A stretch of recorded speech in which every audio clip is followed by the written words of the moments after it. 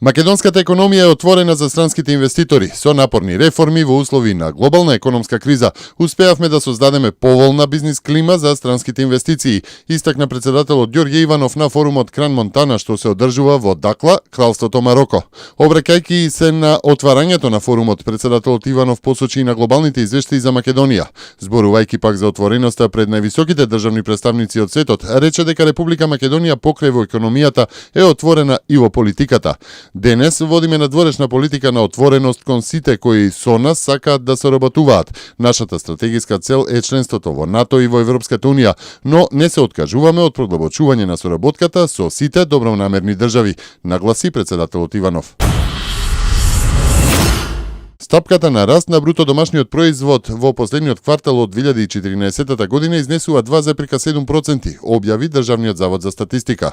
Во последниот квартал лани најголем раст од 12,4% е забележан во секторите стручна, научна и техничка дејност и административни и помошни услужни дејности. Во истиот период извозот на стоки и на услуги номинално е зголемен за 14,8%, а увозот на стоки и на услуги е зголемен во номинален износ од 9,7%. ВМРО ДПМН в недела напладне во спортската сала Борис Трајковски во Скопје ќе одржи голем собир на граѓаните, од кои ќе бидат испратени политички пораки од повеќе личности, меѓу кои и од председателот на партијата Никола Груевски, пишува Дневникот извори во Извршниот комитет на владеачката партија. Организирањето на овој собир, кој е планиран како трибина, доаѓа како резултат на автохтоната иницијатива на повеќе општински комитети на ВМРО ДПМН и искажена енергија што членството е чувствува по најновите политички настани и потребата од одговор. Нов председател на Судскиот совет е Бранко Ушковски, поранешен правник во Министерството за одбрана. Тој е избран на предлог на ВМРО ДПМН во Советот. Доаѓа на местото на Александра Зафировска, која 4 години во 2 мандата го водеше Советот.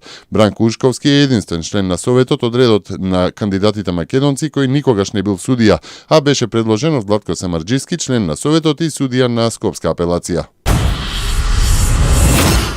Министерот за надворешни работи Никола Поповски на покана на турскиот колега Мевљут Чавушоглу престојува во официјална посета на Република Турција. За време на средбата, двајцата министри, главни теми на дискусија ќе им бидат билатералните односи, а ќе бидат опфатени и меѓународните актуелни случувања. За време на посетата, министерот Поповски се очекува да биде примен од председателот на Република Турција Реџеп Тајип Ердоган, а ќе има средби и со членовите на парламентарната група на големото Народно собрание на Република Турција за пријателство со собранието на Република Македонија.